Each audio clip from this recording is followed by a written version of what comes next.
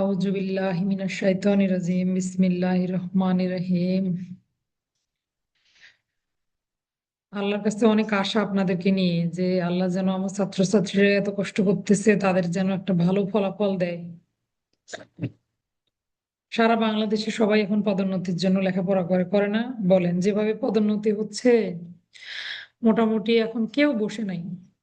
শুধু যদি বসে থাকেন তাহলে আপনি আমি বসে আছি, এছাড়া কেউ কিন্তু বসে নাই। তো সবাই চেষ্টা করবে, আপনাকেও চেষ্টা করতে হবে, পদোন্নতিও প্রতিবার এভাবে হতেই থাকবে ইনশাল্লাহ। এখন কথা হলো তাদের মধ্যেও কেউ পারে কেউ পায়, কারো হয় কারো হয় না। আবার কেউ কেউ একবারের চেষ্টাই হয়ে যায়, কারো কারো দুই তিনবার চেষ্টা করা লাগে, কারো কারো আরো বহুবার চেষ্টা করা লাগে। এটা ডিপেন্ড করে কিরকম আপনি যে পরিশ্রম করছেন, আপনার পরিশ্রমের উপরে নির্ভর করে। মনে করেন একটা লোক, সে 1 বছর ধরে লেগেই আছে পড়াশোনার সঙ্গে, 1 বছর ধরে নিয়ম অনুযায়ী সে পড়ালেখা করে, পরীক্ষার ফলাফল দেখা গেল 1 বছর পরে সে ভালো রেজাল্ট করতে পারে নাই। আরেকটা লোক, সে 6 মাস ধরে পড়ালেখা করে, 1 বছর ধরে সে পড়ালেখা করেনি, সে শুধু 6 মাস পড়ালেখা করলো, সে পাশ করে গেল। তো 1 বছর ধরে একটা লোক পড়ে পাশ করতে পারছে না, আরেকটা লোক 6 মাসেই পাশ করে যায়, এরকম ঘটনা ঘটে কিনা? অবশ্যই ঘটে। এখন আপনারা বলবেন যে স্যার তার ভাগ্যে ছিল, তার হয়ে গেছে। শোনেন, আল্লাহ তালা আপনাকে আমাকে সৃষ্টি করছে, আমরা তো সবার সেরা জীব, তাই না? অন্যান্য সকল জীবের উপর আমাদের নিয়ন্ত্রণ। তো আমার ভাগ্য, আমি এতই খারাপ যে আমার ভাগ্য আল্লাহ খারাপ করে তৈরি করছে, এরকম কিন্তু না। আল্লাহ বলছে আমি তাকেই সাহায্য করি যে নিজে নিজেকে সাহায্য করে। মানে আপনি চেষ্টা করবেন, আল্লাহ আপনার সাথে আছে, আপনি চেষ্টা করবেন না, আপনার সাথে। এই যে পাখিগুলা দেখেন, পাখিগুলো সেই ভোরবেলা উঠেই কিচিরমিচির শুরু করে, তারপর তারা খাবারের সন্ধানে বের হয়ে যায়। তো পাখির আহার কোথায় আছে সে সারাদিন, মানে সকালবেলা উঠেই সে খুঁজতে শুরু করে দেয়। তারপরে সে যেখান থেকে পায় সেখান থেকে খাবার নিয়ে আসে, কোথাও না কোথাও রিজেক্টটা তো থাকে। তো এই যে ও যদি ভাবতো আমি বাসা থেকে বেরো হব না, আল্লাহ আমাকে এখানেই রিজেক্ট পৌঁছায় দিয়ে যাবে, তাহলে কি হবে? তো এই উদাহরণগুলো আল্লাহ কেন রাখছে? কোরআনে হাদিসে বিভিন্ন জায়গায় এই সুন্দর সুন্দর উদাহরণগুলো আছে। অর্থাৎ আপনাকে পরিশ্রম করতে বলা হয়েছে, পৃথিবীতে পাঠিয়েছে আল্লাহ আপনাকে বসে বসে খাওয়ার জন্য নয়। পরিশ্রম করবেন, পরিশ্রম সৌভাগ্যের প্রসূতি। আল্লাহ, মন খারাপ কেন তোমার? নীলুবাবুর মেয়ে কান্না করতেছে। সে অনেক কষ্ট করে ক্লাসে যুক্ত হয়, 3টা বাবু। তাহলে দেখেন, তাকে দেখেও আপনারা এনার্জি নিতে পারেন। এমন কোনো পরীক্ষা নাই সে দেয় না, এমন কোনো প্রশ্ন নাই সে লেখে না। তো যে কথাটা বলছিলাম, দেখেন আপনি পরিশ্রম করবেন, সফলতা আপনার অবশ্যই আসবে ইনশাল্লাহ। আর যেখানে ছিলাম, তার আগে যেখানে ছিলাম সেটা হলো, দেখেন 6 মাস পরে একটা লোক পাশ করে গেল, 1 বছর পরে একটা লোক পাশ করলো না, তাহলে কারণটা কি? 1 বছর ধরে তার পরিশ্রম, যে যে নিয়মে তার পরিশ্রম করা উচিত ছিল সেই নিয়মে সে পরিশ্রম করেনি। অথবা কোন বিষয়ে পড়ালেখা করতে হবে, ধরেন আমরা পদোন্নতিটাই যদি ধরে নিই, কোন টপিক গুলো বেশি গুরুত্বপূর্ণ, কোন জায়গায় বেশি শ্রম দিতে হবে সেই বিষয়টা বুঝতে পারেনি। বিভিন্ন কারণ হতে পারে। একটা হলো সে তার সময়টা সঠিক পথে এটা ব্যয় করতে পারেনি, সে বুঝতে পারেনি যে কোনগুলো গুরুত্বপূর্ণ কোনগুলোর গুরুত্ব কম। এটা কিন্তু অনেক বড় একটা চ্যালেঞ্জ, বুঝতে পারছেন? আপনি কি পড়তেছেন, কেন পড়তেছেন, আপনি এটা জানেনই না, তাহলে আপনার প্রিপারেশন কিভাবে হবে বলেন? এই জন্য আমি প্রত্যেককেই সাজেস্ট করি, সর্বপ্রথম আপনার উচিত প্রশ্নপত্রগুলো নিয়ে বসা। বিগত সালে কি কি ধরনের প্রশ্ন এসেছে, কোথা থেকে প্রশ্নগুলো বেশি বেশি দেয়, এমসিকিউ এর চ্যাপ্টারটা কিরকম, এটা একটা ভিন্ন বিষয়, লিখিত পরীক্ষার একটা আলাদা জগৎ, তাই না? তো এগুলো নিয়ে আগে আপনাকে অ্যানালাইসিস করতে হবে, কোন জায়গাটাকে আমাকে গুরুত্ব দিতে হবে, কি আমাকে পড়তে হবে, কি আমাকে পড়ায় অ্যাভয়েড করতে হবে। কিছু কিছু লোক আছেন আপনারা যে একদম 511টা ধারাই আপনারা মুখস্থ করতে চান, গলাধঃকরণ করতে চান। সবগুলোই কি সমান গুরুত্বপূর্ণ? সব জায়গা থেকে কি সমান প্রশ্ন আসে? তো যাদের যাদের পড়া হয় না, যারা যারা ধরেন পেনাল কোডের মোটামুটি 1/3 পড়ে ফেলছেন, ধরেন 3/1 ভাগ পড়ে ফেলছেন, কিন্তু সবগুলো গুরুত্বপূর্ণ ধারা, নরহত্যা খুনের অংশ, ব্যতিক্রমের অংশটা, মানহানির অংশ, ব্যভিচারের অংশ, অনধিকার প্রবেশের অংশ, এগুলো পড়ে ফেলছেন, বাদ বাকি ধারাগুলো আপনার মনে নেই। তো আপনি গুরুত্বপূর্ণ জায়গাটা বেছে পড়লেন। আরেকজন লোক সে কি করলো, সে 511টা ধারাই মুখস্থ করলো, তাতে করে কি হলো, কোনোটাই তার ভালোভাবে মাথায় থাকলো না। বুঝাতে পারছি আমি কি বলতে চাইছি? যে আপনি 1 বছর ধরে পরিশ্রম করে গেলেন, ফলাফল শূন্য। কখন? যখন আপনার এই পরিশ্রমটা রাইট ওয়েতে হবে না, আপনার যখন কোনো এইম থাকবে না, কোনগুলো আপনার গুরুত্বপূর্ণ, কোন জায়গায় আপনি বেশি সময় দিবেন, এটা যখন আপনি নির্ধারণ করতে পারবেন না, বুঝতে পারবেন না, তখন আপনার এই সময়টা ওয়েস্ট অফ টাইম হবে। আরেকজন ব্যক্তি, সে শুধু 6 মাস পড়াশোনা করেছে একই রকম সময় দিয়ে, সে বেছে বেছে গুরুত্বের বিবেচনায় সেই জায়গাগুলো থেকে যেটা যেটা গুরুত্বপূর্ণ পরীক্ষায় আসার মতো সেই জায়গাগুলোর উপরে সে প্রিপেয়ার্ড হয়েছে। তো তার পরীক্ষা ভালো হবে না আপনার পরীক্ষা ভালো হবে? সে পাশ করে যাবেন, আপনি পাশ করে যাবেন। এই জন্য গুরুত্ব বুঝতে হবে যে কোন জায়গাটা বেশি গুরুত্বপূর্ণ, কোন জায়গাটা কম গুরুত্বপূর্ণ। ধরেন কোনো একজন লোকের পেনাল কোড থেকে 200টা ধারা তার মনেই থাকে না, কোনোভাবে ক্যাপচার করতে পারতেছে না, তো এইটা ক্যাপচার করার জন্য আপনি অন্য অন্য আইনগুলা কি বাদ দিয়ে দিবেন? অন্য পড়াগুলো লস করবেন? এই যে অনেকে আমাকে ফোন দেন যে স্যার সিআরপিসি তে আমি গ্যাপ, আমি পারছি না। তো বাদ দেন না একটু সময়। সিআরপিসি আপনি যদি ক্লাসের সাথে কভার করে নিতে পারেন তাহলে তো হয়ে গেল। প্রতিদিন আমরা ছোট ছোট ধারাগুলো দেবো, এগুলো যদি হয়ে গেল তাহলে তো আলহামদুলিল্লাহ। যদি না পারেন, থাকুক না। সিআরপিসি পারে না তারপরও র্যাঙ্ক লাগায় আসছে, এরকম লোকও তো আছে। যেটা পারছেন আপনি সেটার উপরে প্রিপারেশন নেন, যেটা পারেন না সেটা ধরেই যদি আপনি বসে থাকেন তাহলে হবে? তাহলে আপনাকে কি বুঝতে হবে? গুরুত্ব বুঝতে হবে, কাজের গুরুত্ব, যে আমাকে কোন জায়গা থেকে আমার প্রস্তুতি নিতে হবে। আর এটা আপনি কিভাবে বুঝতে পারবেন? আপনাকে আগের বছরের প্রশ্নগুলো ঘাটতে হবে। বুঝাতে পারছি? পরিশ্রম করেন সঠিক পদ্ধতিতে। আপনার একটা স্ট্র্যাটেজি থাকতে হবে, কৌশল থাকতে হবে, আপনি কিভাবে পড়ালেখা করবেন, কোন জায়গাটা মনে রাখা বেশি জরুরি, এগুলো আপনাকে বুঝতে হবে। তারপরে না আপনি এটার উপরে প্রস্তুতি নিতে পারবেন। আর যদি আপনি শিক্ষকতা করতে চান সেক্ষেত্রে ভিন্ন বিষয়, সেক্ষেত্রে আপনি সব পড়েন, কোনো সমস্যা নাই। এখন আপনি সিদ্ধান্ত নেন যে আপনি পিএইচডি করতে চান নাকি পরীক্ষা পাশ করতে চান। যদি পরীক্ষা পাশ করতে চান, যতটুকু নিতে পাচ্ছেন নেন, এত চাপ নেওয়ার দরকার নাই, হয়ে যাবে ইনশাল্লাহ। আপনাদেরকে 20টা গুরুত্বপূর্ণ টিকা সুন্দর করে নোট তৈরি করে দিয়েছি আমি। এই টিকাগুলো কি আপনাদের মুখস্থ হয়েছে? কোনো একজন ব্যক্তির বলতে পারবেন যে আমি 20টা টিকা 1 থেকে 20 পর্যন্ত আপনি যেভাবে লিখে দিচ্ছেন এইভাবে মুখস্থ করছি? হয়েছে কারো পড়া? তাহলে চিন্তা করেন আপনারা কি অবস্থায় আছেন। একটা জিনিস রেডি করে দেওয়ার পরও আপনারা এটা পড়েন না, তো তাহলে কিভাবে হবে বলেন? তুমি পরে আসছো, তুমি পাওনি, তুমি পাওয়া যাবা, সমস্যা নেই। বুঝতে পারছেন? আমি যেভাবে লিখে দিছি সেভাবে আপনারা হুবহু হুবহু ওইভাবেই মুখস্থ করে ফেলেন, তাহলে 4টা। আরে বাবা রে বাবা, ধৈর্য ধরো। 4টা, আপনাদের 3টা লিখিত পরীক্ষা হলো তাই না? প্রথমটা শুধু উত্তরপত্র দিচ্ছি, 2টার উত্তরপত্র পেয়ে যাবেন আপনারা 2-1-এর মধ্যে ইনশাল্লাহ, আমি রেডি করতেছি। এই উত্তরপত্রগুলো মুখস্থ করে ফেলবেন, সংগ্রহ করে এগুলো মুখস্থ করে ফেলবেন। টিকাগুলো মুখস্থ করে ফেলবেন, যখন যেটা দেই এটা একটু সংরক্ষণ করে এটাই পড়ার চেষ্টা করেন, তাহলে আপনাকে আর কষ্ট করে বই ঘেটে, আমি যখন রেডি করি তখন তো আমি 3-4টা বই দেখেই রেডি করি তাই না? বা অন্যান্য হেল্প নিয়ে, যেভাবে সুন্দর হয় একটা ভাষা, এটা মুখস্থ করে ফেলেন, আপনাকে আর অতিরিক্ত কষ্ট করতে হচ্ছে না। এখন এখন যদি এইটুকুও করতে না পারেন, তাহলে আপনি কিভাবে আশা করেন যে আপনার পদোন্নতি হবে বলেন?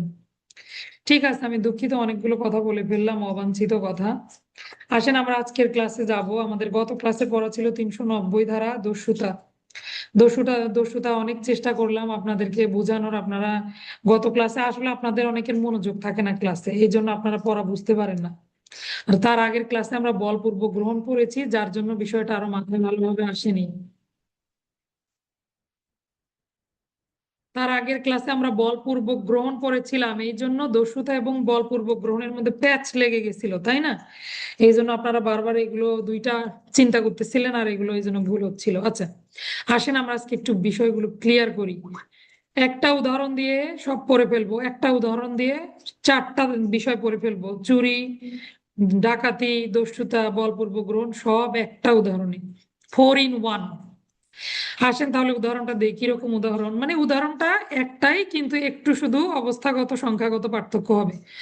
মনে করেন রিফাত নামক একজন ব্যক্তি, রিফাত নামক একজন ব্যক্তির অস্থাবর সম্পত্তি লিয়াকত নামক একজন ব্যক্তি তার সম্মতি ব্যতি রেখে চুপি চুপি তার বাসায় প্রবেশ করে, অস্থাবর সম্পত্তি তার, মনে করেন টেবিলের উপরে কিছু টাকা পয়সা ছিল, এই টাকা পয়সাগুলো সে তার সম্মতি ব্যতি রেখে তার অগোচরে এক স্থান থেকে স্থানান্তর করলো বা নিয়ে গেল, সরিয়ে ফেললো, তাহলে কি হয়েছে?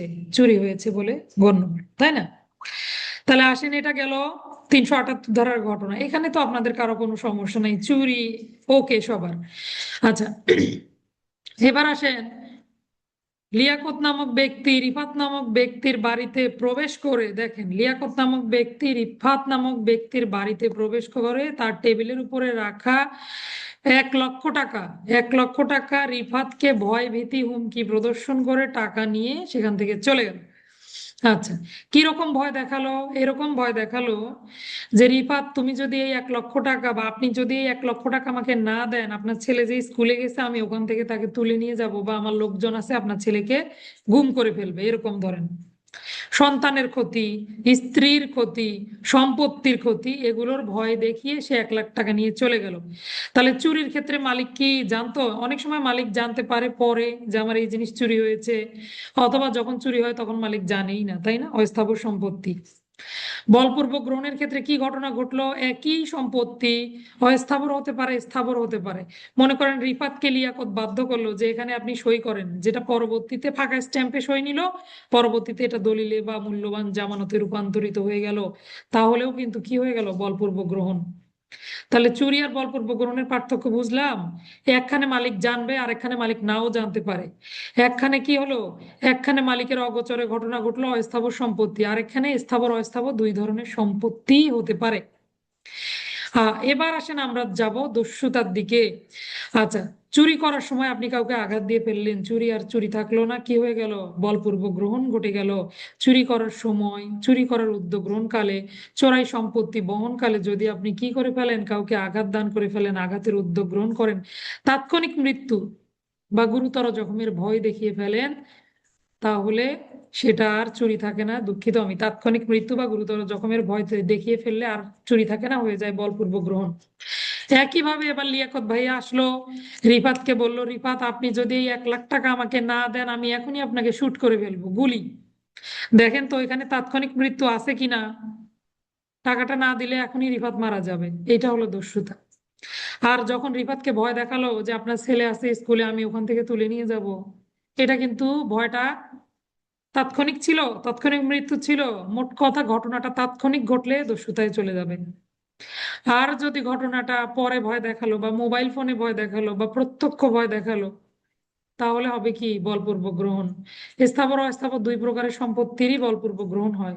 দস্যুতা কি স্থাবর সম্পত্তির হয়? দস্যুতা কিন্তু অস্থাবর সম্পত্তির। দস্যুতা কেবলমাত্র অস্থাবর সম্পত্তির ক্ষেত্রেই সংঘটিত হয়। বুঝতে পারলাম ঘটনা? তাহলে একবার প্রবেশ করলো, রিফাত জাগনা ছিল না, ঘুমিয়েছিল, সম্পত্তি নিয়ে চলে গেল, চুরি। আরেকবার প্রবেশ করলো, রিফাতকে ভয় দেখালো, সেই ভয়টা সময় সাপেক্ষ, তাই না? রিফাত চাইলে সরকারি কর্তৃপক্ষের আশ্রয় নিতে পারতো, পুলিশকে ফোন দিতে পারতো। এরকম যেই ভয়টা তাৎক্ষণিক মৃত্যু বা গুরুতর জখমের ভয় না, কিন্তু ক্ষতির ভয়, এই ভয় দেখিয়ে সম্পত্তি গ্রহণ করলে হবে বলপূর্বক গ্রহণ। এরপরে আসেন তাৎক্ষণিক মৃত্যু বা গুরুতর জখমের ভয় দেখিয়ে, অথবা এই কাজ করার সময় যদি আঘাত করে ফেলে, খুন করে ফেলে বা অন্য কিছু করে ফেলে, গুরুতর জখম করে ফেলে, তখন সেটা হয়ে যায় দস্যুতা। তখন দস্যুতা অর্থাৎ তাৎক্ষণিক মৃত্যু থাকতে হবে, তাৎক্ষণিক কথাটা থাকতে হবে, তাহলে কি হয়ে যাবে? দস্যুতা। সম্পত্তি কেমন? অস্থাবর সম্পত্তি। এবার আসেন, এই দস্যুতাকারী লোক যখনই 5 জন হয়ে যাবে, হয়ে গেল ডাকাতি। দস্যুতা আর ডাকাতি কোনো আলাদা অপরাধ নয়। দস্যুতা আর ডাকাতি কোনো আম- শোনো, এই অপরাধগুলো আমলযোগ্য আর আমলের অযোগ্য, এগুলো তুমি তফসিল থেকে দেখে নিতে পারবা, বুঝতে পারছো মুক্তা? এগুলো তো মুখস্থ থাকে না যে কোনটা অপরাধ আমলযোগ্য, কোনটা আমলের যোগ্য, আমলের অযোগ্য। বিনা পরোয়ানায় কোনটাতে গ্রেপ্তার করা যায়, কোনটাতে যায় না। পেনাল কোডে তো অনেক অপরাধ, তাই না? সবগুলো কিন্তু এভাবে মনে রাখাও সম্ভব না। ফৌজদারি কার্যবিধির দ্বিতীয় তফসিলটা একটু দেখো, বলপূর্বক গ্রহণের ধারাগুলো দেয়া আছে, দেখলেই বুঝতে পারবা আমলযোগ্য কিনা। আচ্ছা, আর যদি না দেখতে পারো আমি ক্লাসের শেষে জানিয়ে দিচ্ছি, আমার মুখস্থ নেই। আচ্ছা, এবার আসেন, তাহলে 4টা ঘটনা বুঝতে পারলাম। দস্যুতার কাজটাই যখন 4 জন ব্যক্তির বেশি ব্যক্তি করে ফেলবে, 5 বা ততোধিক, তখন কি হয়ে যাবে? সেটা দস্যুতা থাকবে না, ডাকাতি হয়ে যাবে। এই ছিল 4টা বিষয়, এইটাই হলো 4 in 1। এই জন্য বললাম যে একটা উদাহরণ পড়লে সবগুলো কভার হয়ে যাবে। তাহলে উদাহরণটা বুঝতে পারলাম, শুধু ঘটনাটা আলাদা। মালিকের অগোচরে সম্পত্তি স্থানান্তর হয়ে গেলে চুরি, মালিক জানবে এবং মালিক ভয় পেয়ে সম্পত্তি দিয়ে দিবে বলপূর্বক গ্রহণ, মালিক তাৎক্ষণিক মৃত্যু গুরুতর আঘাতের ভয়ে সম্পত্তি দিয়ে দিবে দস্যুতা। এই দস্যুতাকারী অপরাধীদের সংখ্যা 5 জনের বেশি হয়ে গেলে ডাকাতি। আশা করি পরিষ্কার হয়েছে। এরপর পরিষ্কার না হলে ক্লাসের শেষে বুঝিয়ে দেবো, মাইক্রোফোন খুলে দেবো, তখন শুনবো। আর এই যে 4টি ক্ষেত্রে 8টি কাজ, এটা পড়তে বলছিলাম, এটা একটু পড়ে নিবেন। 4টি ক্ষেত্রে 8টি কাজ দস্যুতা বলে গণ্য হবে। তাহলে আমরা 390 দ্বারা পার করলাম। এবার আমরা যাব ডাকাতিতে। ডাকাতিও আমরা অলরেডি পড়ে ফেলেছি। অর্থাৎ 5 বা ততোধিক ব্যক্তি যখন দস্যুতা অনুষ্ঠান করবে, অথবা দস্যুতা অনুষ্ঠান মিলিতভাবে দস্যুতা অনুষ্ঠান করতে পারে 5 জন, আবার একজন পাহারা দিবে, 2-3 জন ঢুকে আবার ইয়ে করতে পারে। মোট কথা অপরাধীর সংখ্যা হবে 5-এর বেশি। সরাসরি ডাকাতির সাথে জড়িত নাও হতে পারে। মনে করেন 2 জন বললো যে আমরা 2 জন পাহারা দিচ্ছি, তোরা 3 জন ভিতরে ঢুকে যা, প্রত্যেকেই কিন্তু দণ্ডিত হবে সমান দণ্ডে, তাই না?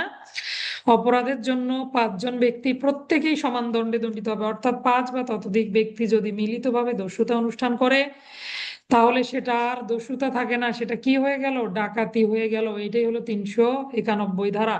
তাহলে একটু ব্যতিক্রম, অন্যান্য ধারাগুলোর সাথে সাথেই দণ্ড, কিন্তু দস্যুতার পরে ডাকাতির সংজ্ঞা ঢুকিয়ে দেওয়া হয়েছে। অর্থাৎ 390 হলো দস্যুতার সংজ্ঞা, আমরা ব্যবহার করি এভাবে। 391 হলো ডাকাতি। এবার আসেন দণ্ডগুলোর ব্যবস্থা। 392 দস্যুতার শাস্তি। দস্যুতার শাস্তিতে ট্রিপল স্টার দিয়ে রাখেন, খুবই গুরুত্বপূর্ণ একটা দণ্ড।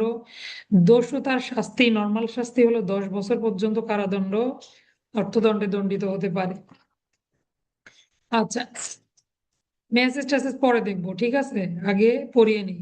তাহলে আসেন, দস্যুতার শাস্তি হচ্ছে 392। 392 হলো, কোনো ব্যক্তি যদি দস্যুতা অনুষ্ঠান করে, সেই ব্যক্তির দণ্ড 10 বছর পর্যন্ত কারাদণ্ড। কিন্তু দস্যুতার দণ্ড হলো দুটো। কিরকম? আপনি যদি রাজপথে রাত্রিবেলা দস্যুতা অনুষ্ঠান করেন, তাহলে দণ্ডটা বৃদ্ধি পাবে। কতদিন হবে? 14 বছর পর্যন্ত দণ্ডে দণ্ডিত হবে। এই জন্য বললাম যে দস্যুতার দণ্ডটা গুরুত্বপূর্ণ, এটা আপনি একটু পড়বেন।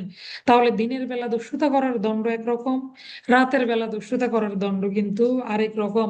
দেখেন, সূর্যাস্ত এবং সূর্যোদয়ের মধ্যবর্তী সময়ে, মানে কি রাতের বেলা যদি কোনো ব্যক্তি দস্যুতা অনুষ্ঠান করে, তাহলে সেই ব্যক্তি 14 বছর পর্যন্ত কারাদণ্ডে দণ্ডিত হবে। তাহলে একই দস্যুতার 2 রকমের শাস্তি।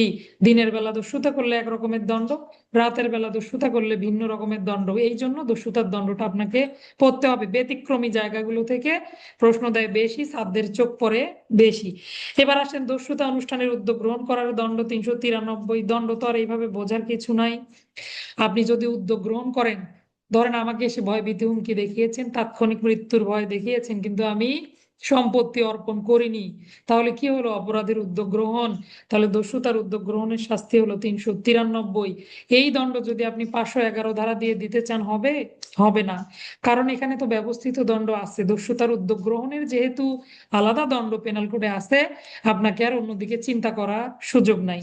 তাহলে কি কি পড়লাম দেখেন, 390 ছিল দস্যুতা, 391 ডাকাতি, 392 দস্যুতার শাস্তি 2 রকম, দিনে রাতে 10-14, 393 দস্যুতা করার উদ্যোগ গ্রহণ। এইবার আসেন 394 ধারা, দস্যুতা কালে স্বেচ্ছাকৃতভাবে আঘাত দান। আঘাত যে দিয়েই ফেলতে হবে এমন কোনো কথা নাই, কোনো ব্যক্তি আঘাতের উদ্যোগ গ্রহণ করলেও এই ধারায় দণ্ডিত হবেন। এভাবেই বলা আছে, দস্যুতা কালে স্বেচ্ছাকৃত আঘাত দান। দস্যুতা করছেন আবার আঘাতও দিয়ে, মনে করেন হাতে একটা এইভাবে কোপ দিছেন কাউকে, 394 ধারায় আপনি দণ্ডিত হবেন। অথবা উদ্যোগ গ্রহণ করছেন কিন্তু আঘাত লাগে নাই, আঘাতের উদ্যোগ গ্রহণ করছেন, এখানে বলা আছে স্বেচ্ছাকৃত ভাবে যদি আঘাত প্রদান করে, অথবা এই কাজের উদ্যোগ গ্রহণ করে, দস্যুতা বা তার উদ্যোগ গ্রহণও করে, তাহলেও সংশ্লিষ্ট ব্যক্তি যাবজ্জীবন কারাদণ্ড, যার মেয়াদ 10 বছর পর্যন্ত দণ্ডে দণ্ডিত হবে। দণ্ড আপনার এগুলো পড়ার দরকার নেই, শুধু 392 এর দণ্ডটা নেন। বুঝতে পারছেন? তাহলে যদি শোনেন, এখন একটা কথা বলি, কথায় কথা চলে আসে, যদি পুস্তক সহ পরীক্ষা হয়, আর যদি ক খ বা এরকম সৃজনশীল আসে, আপনার সামনে তো বই আছে, তখন আপনি দণ্ডটা লিখে ফেলবেন। দণ্ড লিখতে কয় মিনিট লাগবে? বুঝাতে পারছি? আর যদি পুস্তক ব্যতীত পরীক্ষায় এরকম আসে, আপনি শুধু দণ্ডের ধারাটা দিলেই যথেষ্ট। আপনি ভাববেন না যে অন্য সব ব্যক্তি দণ্ড মুখস্থ করে গেছে, একই অবস্থা সবার, তাই না? তখন আপনার এত দণ্ড উল্লেখ করার দরকার নেই, আপনি শুধু সংশ্লিষ্ট ধারা দিলেই হবে। আর যদি পুস্তক সহ পরীক্ষা হয়, বই যেহেতু সাথেই থাকবে, আপনি একটু কোথায় কি, আমরা যেহেতু বই পড়বো, বই আমাদের নখদর্পণে থাকবে, চট করে বইটা উল্টে দেখে আপনি দণ্ডটা দিয়ে ফেলবেন। বুঝাইতে পারছি? আচ্ছা, এরপর আসেন তাহলে তাহলে 394 ধারা কি পড়লাম? দস্যুতা কালে স্বেচ্ছাকৃত আঘাত দান করা অথবা আঘাত দানের উদ্যোগ গ্রহণ করা, মানে আঘাত দান করা। দস্যুতা কালে যদি আঘাত দান করে অথবা দস্যুতা অনুষ্ঠানের উদ্যোগ কালে আঘাত দান করে, তাহলে সংশ্লিষ্ট ব্যক্তি 394 ধারা মোতাবেক দণ্ডিত হবেন। সালাউদ্দিন ভাই, আমি আপনার কল রেসপন্স করতে পারিনি, আমি খুব দুঃখিত। আচ্ছা, এরপরে আসেন, আমরা এখান থেকে দস্যুতার শাস্তিগুলো গেল, আরো দুইটা আমরা দস্যুতার শাস্তি পাবো যেটা ডাকাতির সঙ্গে মিশ্রিত, তাই না? দস্যুতা এবং ডাকাতির শাস্তি একই ধারায় দেওয়া আছে। কত কত ধারায় বলতে পারেন নাকি? দস্যুতা এবং ডাকাতির শাস্তি একই সাথে দেওয়া আছে। আচ্ছা, আমরা যাচ্ছি 397 ধারায় পাবো আমরা দস্যুতা এবং ডাকাতির শাস্তি, দুটোরই শাস্তি আছে 397 ধারায়। কিরকম করে? ধরেন দস্যুতা করলো, তখনও 397 ধারায় দণ্ড। 5 বা ততোধিক ব্যক্তি এই কাজ করলো, তখন ডাকাতি হয়ে গেল, তখনও একই রকম দণ্ড, রাইট? আচ্ছা, এরপরে আসেন 395 থেকে ডাকাতির শাস্তিগুলো শুরু হলো। 395 হলো, যদি কোনো ব্যক্তি ডাকাতি করে তাহলে সেই ব্যক্তি যাবজ্জীবন কারাদণ্ড, 10 বছর পর্যন্ত কারাদণ্ডে দণ্ডিত হবে। ডাকাতির দণ্ডটা একটু পড়ে ফেলবেন, যে যে দণ্ড পড়বেন সেটার উপরে টিক দিয়ে রাখেন যে স্যার এই দণ্ডগুলো পড়তে বলছে। তাহলে 395 থেকে শুরু হলো ডাকাতির দণ্ড। 396 আসেন, খুন সহ ডাকাতি। আচ্ছা রিফাত ভাই, আপনি একটা প্রশ্ন দিয়েছিলেন যে ক নামক ব্যক্তি ম কে প্ররোচনা দান করলো কারো কি করার জন্য? ডাকাতি করার জন্য, তাই না? আচ্ছা, প্রশ্নটা ক্লাসের শেষে সমাধান দেই। আসেন আগে দেখি, 396 হলো খুন সহ ডাকাতি। খুন এবং ডাকাতি যদি একসাথে হয়ে যায়, 5 বা ততোধিক ব্যক্তি ডাকাতি করতে গেল, যাওয়ার পরে মনে করেন আমাদের ক্লাসের 5 জন, আমরা ডাকাতি করতে গেলাম। কোথায়? জাহিদ স্যারের বাসায় গেছি আমরা ডাকাতি করতে। গিয়ে একজন কাউকে কোপ মেরে মেরে ফেললো, যে কোনো একজনকে আমরা খুন করে ফেললাম, বাকি 4 জনের দোষ নাই, তারপরও তারা প্রত্যেকে খুন সহ ডাকাতির জন্য দণ্ডিত হবে। যখনই কোনো গ্যাং দ্বারা যদি কোনো অপরাধ সংগঠন হয়, ওই গ্যাং এর প্রত্যেক সদস্য সমানভাবে দায়ী হবে বা দোষী বলে গণ্য হবে। বুঝতে পারতেছি কথাগুলো? তাহলে খুন সহ ডাকাতি, মনে করেন 5 জন লোক ছাড়া তো আর ডাকাতি হচ্ছে না, তাই না? এখন 5 জন লোক ডাকাতি করতে গেল, একজন খুন করে ফেলছে, প্রত্যেকে খুন সহ ডাকাতির দায়ে দণ্ডিত হবে। তখন আর ডাকাতির জন্য 395 ধারায় দণ্ড দেওয়ার দরকার নাই, যেহেতু খুন সহ ডাকাতির 396 ধারায় দণ্ডের ব্যবস্থা আছেই। সংশ্লিষ্ট ব্যক্তি বর্গ 5 জন, তারা প্রত্যেকেই 396 ধারা মোতাবেক দণ্ডিত হবে। বুঝতেছি কথাগুলো? তাহলে শুধু ডাকাতি করলে দণ্ড 395, ডাকাতি করতে গিয়ে খুন সংগঠন হলে দণ্ড 395, 396 এরকম না, 396 না, কারণ ওটার ভেতরেই খুনও আছে ডাকাতিও আছে। বুঝতে পারছি? তাহলে তখন শুধু 396 ব্যবহার করব। এইবার আসেন মৃত্যু বা গুরুতর আঘাত সংগঠনের উদ্যোগ সহকারে দস্যুতা বা ডাকাতি, 397। এখানে আপনি দস্যুতা এবং ডাকাতি দুটোরই দণ্ড পাবেন। 98ও একইভাবে দস্যুতা এবং ডাকাতি দুটোরই দণ্ড পাবেন।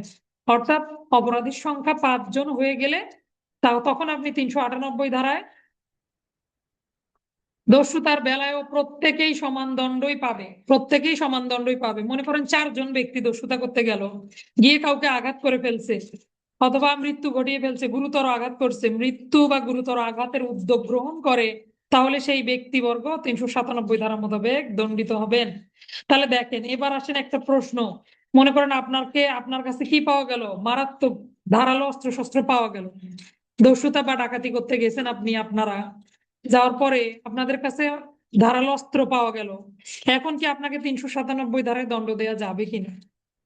প্রথমে দেখেন, প্রথমে নজিরের মধ্যে লিখছে ডাকাতির সময় মারাত্মক অস্ত্র শস্ত্র সাথে থাকলেই এই ধারায় আপনি তাকে দণ্ডিত করতে পারবেন।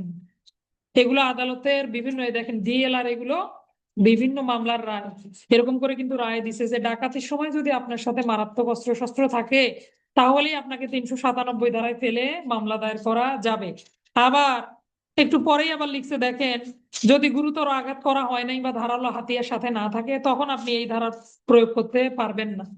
বোঝা গেছে? মনে করেন একদল লোক ডাকাতি করতে আসলো, তাদের সাথে মারাত্মক অস্ত্র শস্ত্র আছে, তারা গুরুতর আঘাতের উদ্যোগ গ্রহণ করে নাই বা আঘাত দেয় নাই, কিন্তু অস্ত্র সাথে আছে, তারপরেও আপনি 397 ধারা ব্যবহার করতে পারবেন। বুঝছি ঘটনাটা। তাহলে যেহেতু তাদের কাছে অস্ত্র ছিল, তাহলে ধরা পড়ছে, তাহলে তারা যদি বিপদে পড়তো তারা অবশ্যই অস্ত্র ব্যবহার করতো, এরকমই তো ধরে নেওয়া হয়। এই জন্যই সংশ্লিষ্ট ব্যক্তিদেরকে 397 ধারা মোতাবেক দণ্ডিত করা যাবে। মৃত্যু বা গুরুতর আঘাত সংঘটনের উদ্যোগ সহকারে দস্যুতা বা ডাকাতি 397, একই কথা বলা আছে, কিন্তু একটু ভিন্ন। এখানে আপনার কাছে যে অস্ত্রটা ছিল সেটা মারাত্মক অস্ত্র নাও হতে পারে। এবার আসেন, মারাত্মক অস্ত্রে শস্ত্রে সজ্জিত হয়ে দস্যুতা বা ডাকাতি হলো 398। মনে করেন এর আগে আপনি গেছেন, ওই সময় আপনার হাতে লাঠি ছিল বা অন্য কিছু ছিল, অস্ত্রের গুরুত্ব এখানে কিন্তু নাই। 397 ধারায় যে আপনি কারো মৃত্যু ঘটিয়ে ফেলবেন, লাঠি দিয়ে আঘাত করে মৃত্যু ঘটানো যায় না? যায়। অন্য কোনো ভাবে আঘাত করে মৃত্যু ঘটানো যায় না? যায়। মানুষের শরীরে বিভিন্ন জায়গায় এত সেন্সিটিভ নার্ভ আছে, আপনি একটু আঘাত করলেই তার মৃত্যু ঘটানো এনাফ। বুঝতে পারছেন? তো এরকম যদি, যদিও বলা আছে যে যদি কোনো ব্যক্তি দস্যুতা বা ডাকাতি করিবার কালে অপরাধকারী কোনো মারাত্মক অস্ত্র ব্যবহার করে কোনো ব্যক্তিকে গুরুতর আঘাত করে, কথাগুলো খেয়াল করেন। ঘটনা কি ঘটছে? কোনো ব্যক্তি যদি, অপরাধকারী কোনো মারাত্মক অস্ত্র ব্যবহার করে অথবা ব্যবহার করে বা কোনো ব্যক্তিকে গুরুতর আঘাত করে, কিংবা কোনো ব্যক্তির মৃত্যু বা গুরুতর আঘাত ঘটানোর উদ্যোগ গ্রহণ করে, তাহলে তার দণ্ড 397 ধারা। এবার আসেন, মারাত্মক অস্ত্র শস্ত্রে সজ্জিত হয়ে দস্যুতা বা ডাকাতি করার উদ্যোগ। এখানে দেখেন দস্যুতা বা ডাকাতি কি ঘটছে? এখানে কিন্তু অপরাধের উদ্যোগ গ্রহণ করছে লোকগুলো, এখনো ডাকাতি করে সারতে পারে নাই, দস্যুতা করে সারতে পারে নাই। আচ্ছা, 397 ধারার ব্যাপারটা কি ছিল? তাদের কাছে অস্ত্র শস্ত্র ছিল, তারা দস্যুতাও করতে গেছে এবং ধরাও পড়ছে, তাদের কাছে অস্ত্রও পাওয়া গেল। 98 ধারার ব্যাপারটা, এখনো ডাকাতি বা দস্যুতা সংগঠন হয় নাই, কেবলই তারা উদ্যোগ নিছে, তারই মধ্যে তারা ধরা পড়ছে, আপনি তাদের কাছে মারাত্মক অস্ত্র পেয়েছেন।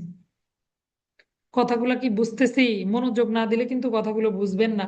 অর্থাৎ একটাতে দস্যুতা বা ডাকাতি সংগঠিত হয়েছে, আরেকটাতে দস্যুতা বা ডাকাতি সংগঠিত হয় নাই। বুঝতেছি ঘটনা, কিন্তু তারা মারাত্মক অস্ত্র শস্ত্রে সজ্জিত ছিল। দেখেন, দস্যুতা বা ডাকাতি করার উদ্যোগকালে ঘটনা ঘটছে?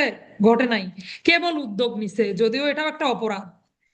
একটা হলো দেখেন, আমি, আমার ব্যাচমেট কাকলি, আমার ব্যাচমেট মুক্তা, আমার ব্যাচমেট বাদল, সবগুলো মিলে আমরা গেলাম ডাকাতি করতে। কোথায়? মামুন স্যারের বাসায় গেলাম ডাকাতি করতে। বাদলের কাছে ছিল চায়না রাইফেল, আমার কাছে ছিল পিস্তল, কাকলির কাছে ছিল একটা ধারালো ছুরি। সবাই মিলে ডাকাতি করতে গেছি। কোনো একভাবে মামুন স্যার আগেই টের পেয়ে গেছে, দল বল সহ আমাদেরকে গেটেই ধরে ফেলছে। আমরা কি ডাকাতি করতে পারছি? পারি নাই।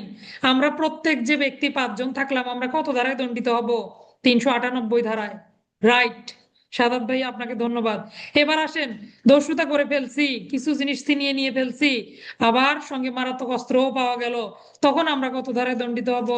397। বুঝতে পারছি। একটাতে আপনার দস্যুতা বা ডাকাতি ঘটেনি, ঘটার উদ্যোগ, আরেকটাতে ডাকাতি ঘটেছে, কিন্তু আপনার কাছে অস্ত্র শস্ত্র ছিল, আপনি প্রস্তুত ছিলেন যে কাউকে আঘাত করে ফেললেন বা আঘাতের উদ্যোগ নিলেন। একটা মাঠে নেমে গেছেন, আরেকটা মাঠে নামার উদ্যোগ করছিলেন, এই হলো বেসিক পার্থক্য দুটো ধারার মধ্যে। বুঝতে পারছেন? তাহলে মারাত্মক অস্ত্রে শস্ত্রে সজ্জিত হইয়া দস্যুতা বা ডাকাতি, নট দস্যুতা ডাকাতি, দস্যুতা বা ডাকাতি করার উদ্যোগ, এইটুকু বলতে হবে কিন্তু। বুঝতে পারছেন? তাহলে মারাত্মক অস্ত্রে শস্ত্রে সজ্জিত হয়ে দস্যুতা বা ডাকাতি করার উদ্যোগ 398 ধারা, আর মৃত্যু বা গুরুতর আঘাত ঘটানোর উদ্যোগ নিয়ে দস্যুতা বা ডাকাতি 397 ধারা। বলেন তো কোনটা ধারা গুরুতর বেশি? দুইটারই দণ্ড কিন্তু 7 বছর, কিন্তু 397 ধারাটা সিভিয়ার বেশি, তাই কিনা বলেন? হ্যাঁ, কারণ এখানে তারা রেডি ছিল, কিন্তু এখনো ঘটনা ঘটে নাই, আর এখানে কিন্তু ঘটনা ঘটিয়ে ফেলেছে। 397 ধারা বেশি গুরুতর, জটিল। আচ্ছা, 399 হলো ডাকাতির প্রস্তুতি। আশা করি বুঝতেছি কথাগুলো, মনোযোগ দেন তাহলে বুঝতে পারবেন। 399 হচ্ছে ডাকাতির প্রস্তুতি। এই ধারা থেকে একটা গুরুত্বপূর্ণ প্রশ্ন আসে। প্রশ্নটা হলো, লিখতে পারেন খাতায়, অভিপ্রায় কোনো অপরাধ নয় কিন্তু প্রস্তুতি অপরাধ বলে গণ্য হয়, এরকম একটা উক্তি আসে, যে উক্তিটি ব্যাখ্যা করুন। অভিপ্রায় কোনো অপরাধ নয় কিন্তু প্রস্তুতি অপরাধ বলে গণ্য হয়। অভিপ্রায় মানে কি? মনের ইচ্ছা। আপনি মনে মনে কি ইচ্ছা পোষণ করেছেন? আমি মনে মনে ইচ্ছা করছি আমি লিয়াকত স্যারকে খুন করে ফেলবো, এটা আমার অভিপ্রায়। চুপি চুপি আমি ঠিক করছি সে আমার ক্লাসের দুষ্ট ছাত্র, সে পড়ালেখা করে না, আমি তাকে খুনই করে ফেলবো। মনে মনে আসতে আমার এটা, আপনি আমাকে দণ্ডিত করতে পারবেন? পারবেন না। কারণ এখনো অভিপ্রায় আমার ফলে রূপ নেয়নি, কিন্তু আমি প্রস্তুতি নিছি এইবার। মনে করেন আমার ব্যাচমেট মুক্তাকে ফোন করে বলছি আমাকে একটা অস্ত্র দাও তো, রেডি হচ্ছি, প্রস্তুতি নিচ্ছি, জোগাড় যন্ত্র করতেছি, তাহলে তখন সেটা কিন্তু অপরাধে পরিণত হয়ে যায়। এই জন্য 399 ধারা থেকে একটা প্রশ্ন আসে যে অভিপ্রায় কি নয়, অপরাধ নয়, কিন্তু প্রস্তুতি অপরাধ বলে গণ্য হয়, উক্তিটি ব্যাখ্যা করুন। তখন আপনাকে 511 ধারা থেকে একটু ব্যাখ্যা করে বলতে হয় অবশ্য, যে আমরা অপরাধের উপাদানগুলো যে দেখতে পাই, অপরাধের উপাদান কয়টি? 4টি অপরাধের উপাদান: অভিপ্রায়, প্রস্তুতি, সমবেত সংগঠন, অথবা অভিপ্রায়, প্রচেষ্টা, সমবেত সংগঠন। প্রচেষ্টা মানেই কিন্তু উদ্যোগ। আপনি কোনো অপরাধের উদ্যোগ নিলেন, অপরাধী হয়ে গেছেন। প্রিপারেশন নিয়েছেন, প্রস্তুতি নিয়েছেন, আপনি অপরাধী হয়েছেন। এক এক জায়গায় সমবেত হয়েছেন, আপনি অপরাধী হয়েছেন। কিন্তু মনে মনে অভিপ্রায় করছেন, এখনো কোনো কিছু অ্যাকশন নেননি, তাহলে আপনি কিন্তু অপরাধী নন। যদিও আমরা পড়ি কি একই অভিপ্রায় পূরণ কল্পে কৃতকার্য, তাই না? তো এই পূরণ হতে হবে। আপনি যে অভিপ্রায় করলেন, এই অভিপ্রায় পূরণের উদ্দেশ্যে যদি আপনি কোনো কাজ করেন, তখন এটা আপনার অপরাধ পর্যন্ত যাবে। অভিপ্রায়, প্রস্তুতি, উদ্যোগ গ্রহণ, অপরাধ সংগঠন। কি কি বললাম মুখস্থ করেন। অভিপ্রায়, অপরাধের উপাদান কয়টি? অপরাধের উপাদান 4টি। 511 ধারা বের করলেই দেখতে পাবেন। অভিপ্রায়, প্রস্তুতি, উদ্যোগ গ্রহণ এবং অপরাধ অনুষ্ঠান। অনুষ্ঠান মানে কি? অপরাধ কাম সেরে ফেলা, এটাই হলো অনুষ্ঠান। অভিপ্রায়, প্রস্তুতি, উদ্যোগ, অনুষ্ঠান। অর্থাৎ আপনি প্রথমে মনে মনে চিন্তা করলেন যে আমি এই ক্রাইমটা করব, এই পর্যন্ত আপনার কোনো অপরাধ নাই। এর জন্য আপনি যখন প্রস্তুত হলেন, এটা সেটা জোগাড় করলেন, তখন আপনি দণ্ডিত হবেন। অবশ্যই আপনার অপরাধ হলো, প্রস্তুতি একটা অপরাধ। যেমন আমরা উদাহরণ দিতে পারি ডাকাতির প্রস্তুতি। 5 বা ততোধিক ব্যক্তি যদি অস্ত্রশস্ত্র সজ্জিত হয়ে ডাকাতি অনুষ্ঠানের জন্য প্রস্তুতি গ্রহণ করে, তাহলেই তাদের অপরাধ ঘটেছে। ডাকাতি করুক চাই না করুক, সেটা পরের ব্যাপার। কত ধারা? 399 ধারা। এভাবে এই ব্যাখ্যাগুলো দিতে হয় বা এভাবে লিখতে হয়। এগুলা আপনার ভাষাগত দক্ষতার উপরে নির্ভর করবে, এই প্রশ্নের উত্তরগুলো আপনি কিভাবে লিখবেন। তবে উক্তি যদি আসে, উক্তিটা দিয়ে শুরু করবেন, ইনভার্টেড কমা দিয়ে সুন্দর করে উক্তিটা লিখে তারপরে শুরু করে দিবেন। তাহলে 399 বুঝতে বুঝতে পারছি আমরা ডাকাতির জন্য কেবল রেডি হচ্ছে, প্রস্তুতি নিচ্ছে। বলে না যে আমি ডিউটি যাওয়ার জন্য রেডি হচ্ছি। এই যে আপনি ডিউটিতে যাওয়ার পূর্ব মুহূর্তে নিজেকে যে তৈরি করেন, এটাই হলো প্রস্তুতি। একইভাবে ডাকাতি অনুষ্ঠানের প্রস্তুতি, সে হতে পারে অস্ত্রশস্ত্র, হতে পারে গ্যাংদেরকে কানেক্ট করা, তাই না? কিন্তু সমবেত হলে আবার ভিন্ন অপরাধ সংগঠিত হয়ে যায়। ডাকাত দলভুক্ত হওয়ার শাস্তি 400 ধারা, চোরদের দলভুক্ত হওয়ার শাস্তি 401 ধারা। আর এই চোরের দলভুক্ত হওয়ার শাস্তিটা এখানে ঢুকায় কেমন একটা হয়েছে না বলেন? এরপর আসেন ডাকাতি অনুষ্ঠানের জন্য সমবেত হওয়া। এটা প্রস্তুতির থেকে আরেকটু গুরুতর। কিরকম? মনে মনে তৈরি হলেন, আবার এবার কি হয়েছে, এক জায়গায় একত্রিত হয়েছেন, সমবেত হয়েছেন। সমবেত হলে 402 ধারা। এই ধারাটা কেন দেয়া আছে কেউ বলতে পারবেন নাকি? 402 ধারাটা হলো কোন অপরাধের প্রতিরোধমূলক একটা ব্যবস্থা, মানে আপনি সমবেত হতে পারবেন না। 402-এ সমবেত হলেও একটা অপরাধ সংগঠন হয়ে গেল, এই অপরাধগুলো আটকানোর জন্য এই ধারাগুলো। তাহলে ডাকাতি অনুষ্ঠানের উদ্দেশ্যে সমবেত হওয়া, এই ধারা দিয়ে আমাদের ক্লাস আজকে শেষ হবে, ঠিক আছে? সম্পত্তি আত্মসাতে ঢুকলে এত কিছু মাথায় থাকবে না, পরের ক্লাসে ইনশাল্লাহ। তাহলে ডাকাতি অনুষ্ঠানের উদ্দেশ্যে সমবেত হওয়া কত ধারা? 402 ধারা। তাহলে এগুলো আমরা একটু কিভাবে মনে রাখবো আরেকবার একটু খেয়াল করি কি কি পড়লাম। সর্বপ্রথম আমরা দস্যুতার দণ্ডগুলো আলাদা করে ফেলবো। কি কি দণ্ড? দেখেন, প্রথমে পড়লাম 390 ধারা দস্যুতা। 91টা একটু বাদ দিয়ে ফেলবেন, ডাকাতি পরে পড়বো আমরা। তাহলে 390 দস্যুতা, 92 শাস্তি, 93 উদ্যোগ গ্রহণ, 94 দস্যুতা গেলে আঘাত দান। এরপরে চলে যাব 97 98। তাহলে কয়টা দণ্ড পেলাম? 5টা দণ্ড। তাহলে দস্যুতার দণ্ড কয়টা? একটু সাথে সাথে লিখে ফেলেন, দ্রুত হয়ে যাবে। তাহলে সর্বপ্রথম আমরা দেখলাম 390 দস্যুতা, তার নিচে নিচে লেখেন 392 দস্যুতার শাস্তি, 393 চেষ্টা বা উদ্যোগ গ্রহণ। উদ্যোগ গ্রহণও যেই কথা, চেষ্টা করাও সেই কথা। 394 দস্যুতাকালে স্বেচ্ছাকৃত আঘাত দান। এরপরে লিখে ফেলেন 397 98 দস্যুতাকালে মৃত্যু বা গুরুতর আঘাতের উদ্যোগ নিয়ে, মানে প্রিপারেশন নিয়ে দস্যুতা। বা ডাকাতি, আরেকটা হলো মারাত্মক অস্ত্রে শস্ত্রে সজ্জিত হয়ে দস্যুতা। তাহলে এখানে যেহেতু দস্যুতা আছে, দস্যুতার দণ্ড কয়টা পেলাম? 5টা। কি কি ধারা জিজ্ঞাসা করব? কি কি ধারা দেখেন? 392, 93, 94, 97, 98। এই 5টা হলো কিসের দণ্ড? দস্যুতার দণ্ড। এবার আসেন ডাকাতির দণ্ডগুলো দেখি।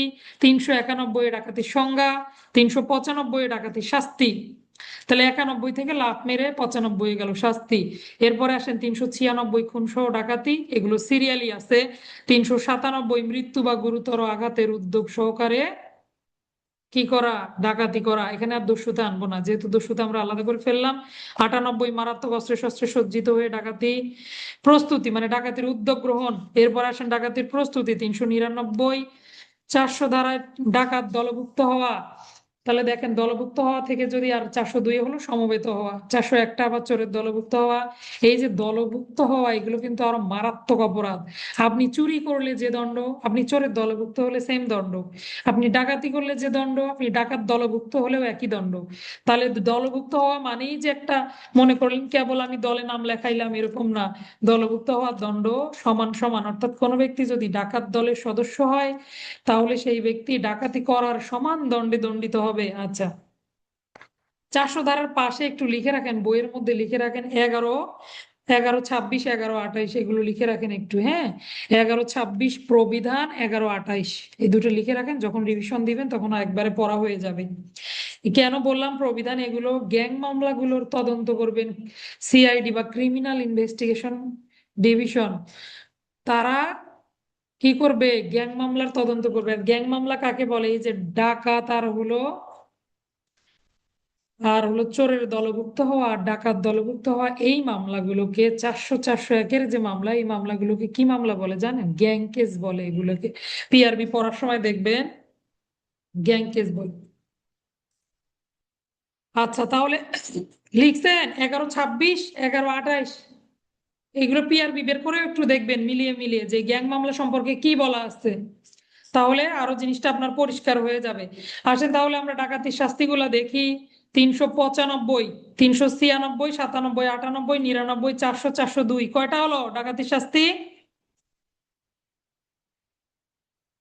7টা। রাইট।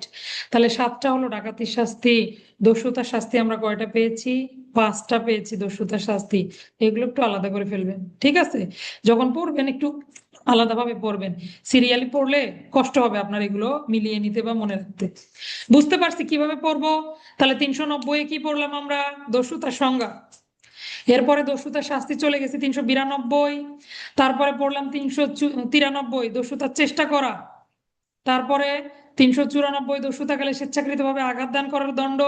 তারপরে 97, 98 মৃত্যু বা গুরুতর আঘাতের উদ্যোগ সহকারে দস্যুতা। 97 মারাত্মক অস্ত্রে শস্ত্রে সজ্জিত হয়ে দস্যুতার উদ্যোগ। 98। এরপরে গেলাম আবার 391 ডাকাতি শাস্তি কত? 395 ডাকাতি শাস্তি। 396 খুন সহ ডাকাতি। 397 মৃত্যু বা গুরুতর আঘাত ঘটানোর প্রস্তুতি সহকারে ডাকাতি। 398 মারাত্মক অস্ত্রে শস্ত্রে সজ্জিত হয়ে ডাকাতি করার উদ্যোগ গ্রহণ। 399 ডাকাতির প্রস্তুতি। 400 ডাকাত দলভুক্ত হওয়া, 402 ডাকাতির উদ্দেশ্যে সমবেত হওয়া। আচ্ছা, সমবেত হওয়া দলভুক্ত হওয়া কি এক জিনিস? একটা হলো খারাপের দলে নাম লেখাইলাম, কত ধারা? খারাপের দলে নাম লেখাইলাম। ডাকাত দলভুক্ত হওয়া 400 ধারা। আর একটা হলো কি? চলো সবাই মিলে ডাকাতি করি। কোথায় দেখা করব? বট গাছের নিচে। কত ধারা? সমবেত হলাম, একত্রিত হলাম। এটা হলো 402 ধারা। মাঝখানে একটু কষ্ট করে 401টা পড়ে নিবেন, চোরের দলভুক্ত হওয়া। আচ্ছা, এই পর্যন্ত পড়া বুঝি নাই কে? এইটুকু আগে শুনবো। পড়া বুঝতে পারেন নাই কে? মাইক্রোফোন খুলে দিচ্ছি। যদি বুঝতে পেরে থাকেন তাহলে তো আলহামদুলিল্লাহ, আর যদি পড়া বুঝতে না পারেন আবার বুঝিয়ে দেবো, সমস্যা নেই, ভয়ের কারণ নাই।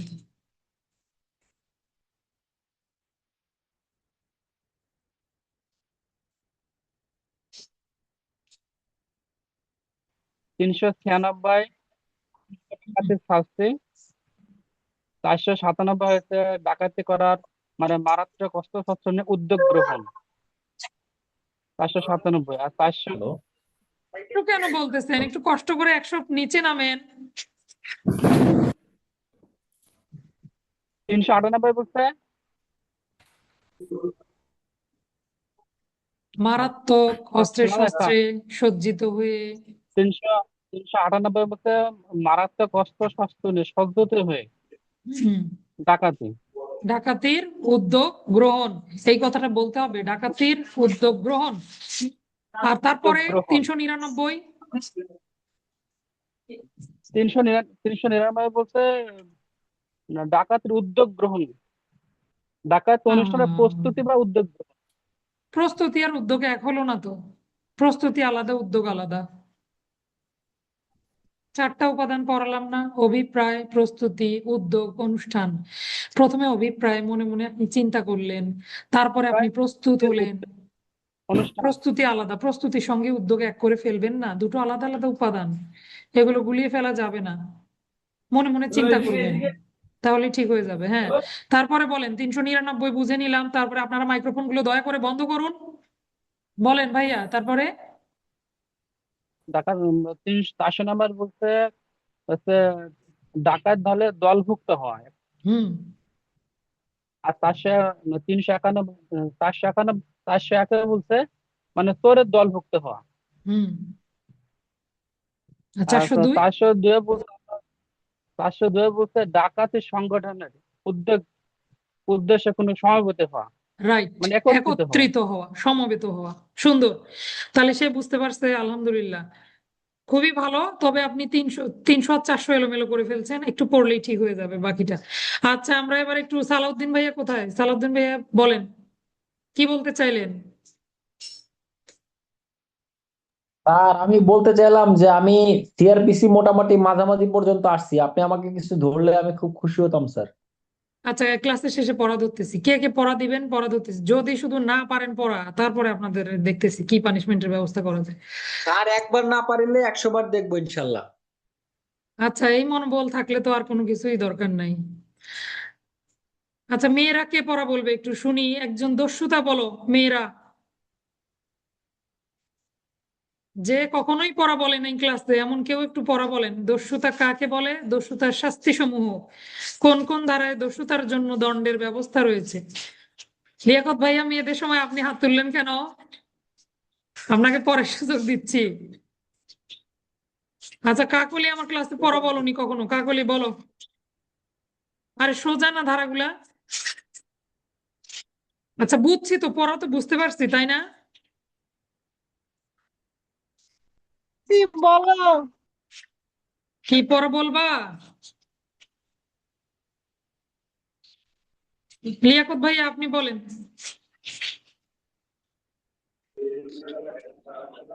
আসসালামু আলাইকুম স্যার। ওয়ালাইকুম আসসালাম রহমতুল্লাহ। এরপরে মামুন ভাইয়া, আপনি এরপরে রেডি থাকেন। হ্যাঁ বলেন। 90, কি দস্যুতার 90? সংজ্ঞা। 390। হ্যাঁ, এবার তিনশো ঠিক নব্বই আছে। আচ্ছা। 391 ডাকাতির সংজ্ঞা। 392 দস্যুতার শাস্তি। 393 দস্যুতা অনুষ্ঠানের উদ্যোগ। 394 দস্যুতা এই, আঘাত দান, দস্যুতা অনুষ্ঠানের আঘাত দান, দস্যুতা অনুষ্ঠানকালে আঘাত দান করা। স্বেচ্ছাকৃত, 395 স্বেচ্ছাকৃত কথাটা আছে, আঘাত দান, আচ্ছা স্বেচ্ছা মেনে নিলাম। তারপর? স্বেচ্ছাকৃতভাবে আঘাত দান। 395 ডাকাতির শাস্তি। 396 খুন সহ ডাকাতির শাস্তি।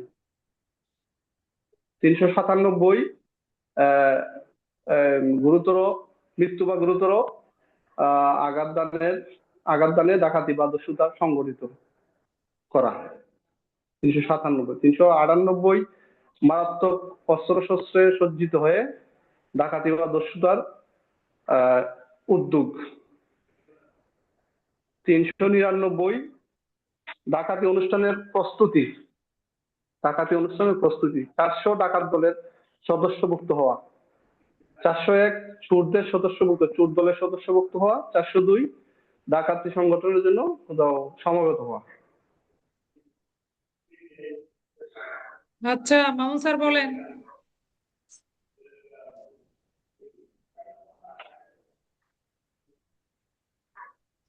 আচ্ছা, এরপরে যারা হাত তুলবে, আব্দুল সালাম ভাই, আপনি, রিফাত, আপনি, আপনারা আপনাদেরকে অন্যভাবে পড়া ধরবো, সবাই যে গতানুগতিক পড়া বলবেন এটা তো হবে না। মামুন স্যার শুরু করুন। বিসমিল্লাহির রহমানির রহিম। 390 দস্যুতার সংজ্ঞা, 392 শাস্তি, আর 391 ডাকাতির সংজ্ঞা, 395-তে ডাকাতির শাস্তি, তারপর 394 স্বেচ্ছাকৃতভাবে আঘাত, তো 393 93টা বাদ দিয়ে গেলেন কেন? 93, 393। 393 উদ্যোগ, হুম। আর 394 হলো স্বেচ্ছাকৃতভাবে আঘাত, 397 হচ্ছে মৃত্যু বা গুরুতর আঘাতের উদ্দেশ্যে, মৃত্যু বা গুরুতর আঘাতের উদ্যোগ আর কি। 98 হচ্ছে মারাত্মক অস্ত্রে সজ্জিত হয়ে দস্যুতা করার শাস্তি আর কি। দস্যুতার উদ্যোগ গ্রহণ, এটাই শিখালাম যে এটা কিন্তু ঘটনা ঘটেনি, উদ্যোগ গ্রহণ। আচ্ছা, তারপরে 398 মারাত্মক অস্ত্রে সজ্জিত হয়ে ডাকাতি। এটা নিয়ে এখনই বললেন। আচ্ছা, তারপরে আর 399 হচ্ছে 399 খুনসহ ডাকাতি নাকি? না, 399 ডাকাতির প্রস্তুতি, প্রস্তুতি। 396 ছিল খুনসহ ডাকাতি। 400-তে হলো উল্টোপাল্টা হচ্ছে। 400-তে দলভুক্ত হওয়া, 402-এ সমাবেত হওয়া, 401-এ চোরের দলভুক্ত হওয়া। 401-এও কিন্তু চোরের দলভুক্ত, এটা চোরটা মাঝখানে এসে জায়গা দখল করে নিছে, ডাকাত আর দস্যুর মাঝখানে এসে চোর ঢুকে গেছে। আচ্ছা, শাহাদাত ভাইয়া আগে, রিফাত ভাইয়া যেহেতু হাত তুলছে, রিফাত আপনি মাইক্রোফোন খোলেন, বাকিরা একটু দয়া করে মাইক্রোফোন গুলো বন্ধ রাখেন। হ্যাঁ, রিফাত আপনি বলেন দস্যুতার শাস্তি, আমি যা যা বলবো আপনি শুধু ধারাগুলো বলবেন। দস্যুতার শাস্তি কত 393 ধারা? 393 392, 90, 92, মাঝখানে 91 নাই।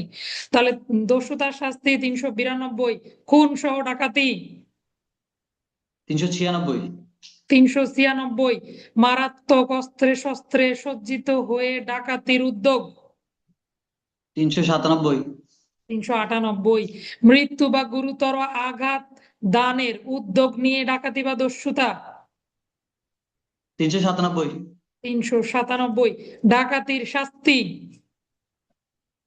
395 395, ডাকাত দলভুক্ত হওয়া 400 সমান সমান। হ্যাঁ, 400। হ্যাঁ, ডাকাত দলভুক্ত হওয়া, ডাকাতির প্রস্তুতি 399 চোরের দলভুক্ত হওয়া। 401 মাশাআল্লাহ, তাহলে আপনাকে আর তো, যেহেতু আপনি এলোমেলো করে পারলেন, তার মানে আপনি সিরিয়ালি এমনিই পারবেন। শাহাদাত আপনি মাইক্রোফোন খোলেন, আসসালামু আপনি আলাইকুম বলেন স্যার। দস্যুতার চেষ্টা। দস্যুতার চেষ্টা 393 স্যার। দস্যুতার চেষ্টা 393। হ্যাঁ, দস্যুতাকালে স্বেচ্ছাকৃত আঘাত দান 394 স্যার। চোরের দলভুক্ত হওয়া 401 স্যার। ডাকাতির উদ্দেশ্যে সমবেত হওয়া 402 স্যার। মারাত্মক অস্ত্রে শস্ত্রে সজ্জিত হয়ে ডাকাতির উদ্যোগ গ্রহণ করা 398 স্যার। প্লেন ডাকাতি করছেন, শাস্তি 395 স্যার। বলপূর্বক গ্রহণের উদ্দেশ্যে ক্ষতির ভীতি প্রদর্শন। গত মনে ক্লাসে করেন, ছিলাম না স্যার। মনে করেন কেন? বলপূর্বক গ্রহণ 83, শাস্তি 84, ক্ষতির ভয় 85। পুরনো পড়া ভুলে গেলে চলবে না। আচ্ছা, আর কেউ বলবে স্যার পড়া? গত 3-4 দিন ছিলাম না স্যার। ভাইয়া পুরনো পড়া অবশ্যই অবশ্যই রিভিশন দিবেন। যারা ভালো জি পারবেন, স্যার। ক্লাসের পড়াটা যারা ভালো পারেন তাদেরকে অবশ্যই আমি পুরনো পড়া থেকে পড়া ধরবো, এটা নিশ্চিত থাকবেন। আচ্ছা, আর বেশি দূর গেলাম না, আবার মন খারাপ হবে যে স্যার প্রশ্ন করলো পারলাম না। ধন্যবাদ, আপনার হয়ে গেছে মাশাআল্লাহ। ঠিক আছে, এবার আসেন আমরা একটু সালাউদ্দিন ভাইয়ের দিকে যাই। সালাউদ্দিন ভাইয়া আপনি মাইক্রোফোন খোলেন, আমরা সিআরপিসি প্রশ্ন করব আপনাকে। কত থেকে আপনার সিআরপিসি পুরোটা হয়ে গেছে?